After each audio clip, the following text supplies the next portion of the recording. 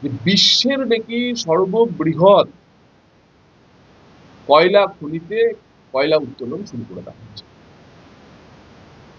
আমাদের বীরভূম জেলা দেউচা পাচামির কয়লা উত্তোলনের কাজের কথা ঘোষণা হয়েছে।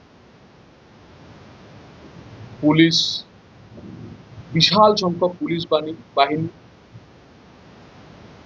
যেভাবে ঔরঙ্গজেব দাক্ষিণাত্য বিজয়ে গেছিলেন, সেরকম পশ্চিমবঙ্গের মমতা বন্দ্যোপাধ্যায়ের পুলিশ বাহিনী দেউচা অভিযানে গেছিল।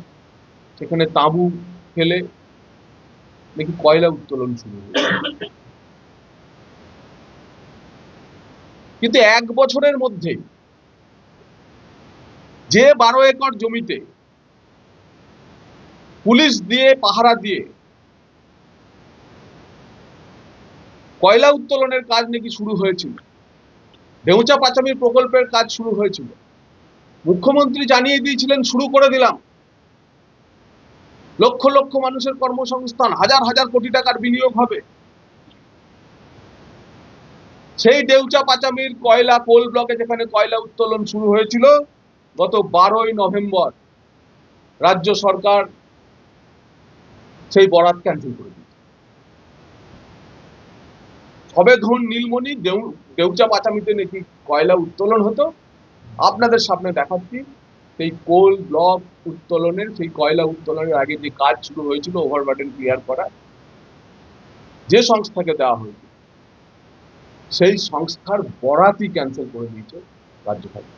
আজকে 18 তারিখ উনি কলকাতাতে আরো একটি শিল্প বাণিজ্য সম্মেলন করতে চলেছেন। সেই শিল্প বাণিজ্য সম্মেলনের আগে মাননীয় মুখ্যমন্ত্রীর কাছে আমাদের প্রশ্ন, এই প্রতারণা বীরভূমের মানুষের সঙ্গে কেন? এই প্রতারণা বাংলার মানুষের সঙ্গে কেন?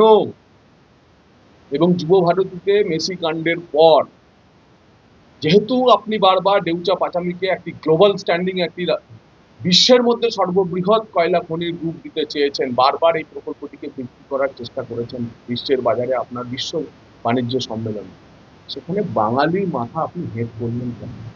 এই অবাস্তব প্রকল্প, যেখানে কোনোদিনই কয়লা উঠবে না, সেখানে কয়লার স্বপ্ন দেখিয়ে বীরভূমের আদিবাসী মানুষদের 3000 একর জমি আপনি কেড়ে নিলেন কেন?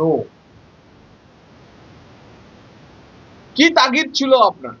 এবং আজকে আপনাকে জবাব দিতে হবে যে এই 12 একর জমিতে যদি আপনি পাথর তোলার কাজই করতে না পারেন, তাহলে 3000 একর জমিতে আপনি কয়লা কবে তুলবেন? আপনাদের সামনে প্রথম আমি এই ক্যান্সেলেশনের অর্ডার দেখাচ্ছি, এবং এই ক্যান্সেলেশন করে West Bengal power development corporation কি বলছে এই বীরভূমের জেলা শাসককে লেখা 12ই নভেম্বরের চিঠিতে। PDCL বলছে that the agency has been asked to hand over the site along with the basalt excavated or held in stock by them as on the date of termination within fortnight positively. অর্থাৎ এই সংস্থা ওই যে 12 একরের site, সেই site এবং ওখান থেকে যদি কোনো পাথর তুলেছে, স্টকে থাকা সমস্ত পাথর 15 দিনের মধ্যে হ্যান্ড ওভার করে দিয়ে সরকারকে ওখান থেকে ভেঙে যাও, পালিয়ে যাও, সেই নির্দেশ দিচ্ছে। তারপরেও কি বলছে?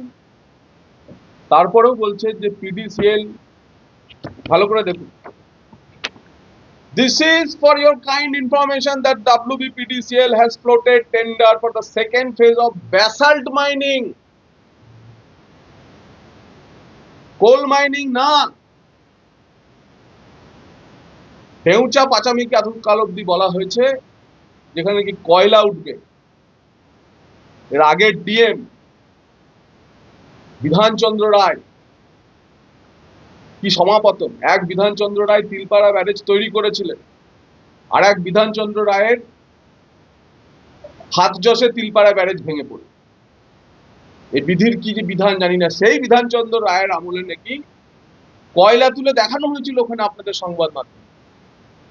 আর PDCL যারা এখন কয়লা তোলার মূল দায়িত্বে, জমি যাদের নামে, তারা বীরভূমের জেলা শাসককে চিঠি দিয়ে লিখছে সেকেন্ড ফেজে আমরা ব্যাসাল্ট মাইনিং করব, পাথর তুলবো, পাথর, সরকারি নথি, কয়লা নয়। এবং এই পাথর কতদিন ধরে তুলবেন? কি বলছেন এরা? বলছে যে আমরা second phase of basalt mining for the larger area of 314 একরে আমরা ব্যাসাল্ট তুলবো, যা 1 অক্টোবর 2025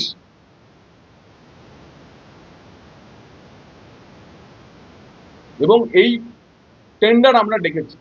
1 অক্টোবর 2025 আমরা টেন্ডার ডেকেছি। এই মাসের মধ্যে আমরা সেই কাজ টেন্ডার বরাদ দিয়ে সেই কাজ করা শেষ করব। বাকি তারা বলেছেন যে এরপরে যে মাইনিং ডেভেলপমেন্ট অপারেটর ইত্যাদি আছে তাদের সমস্ত কিছু দায়িত্ব ওই সংস্থার যারা কর্মচারী তাদের বেতন ফেতন বকেয়া থাকলে সব পিডিসিএল দেবে। ঘটনাচক্রে এই যে সরকার 314 একর জমিতে ব্যাসাল্ট তোলার কথা বলেছে, পিডিসিএল বলেছে, আপনাদের জানিয়ে রাখি এই ব্যাসাল্ট 15 বছর ধরে তোলার জন্য টেন্ডার টাকা। তার মানে দেউচা পাচামিতে আগামী 15 বছর শুধু পাথরই উঠবে। সরকার স্বীকার করছে, কয়লা নয়।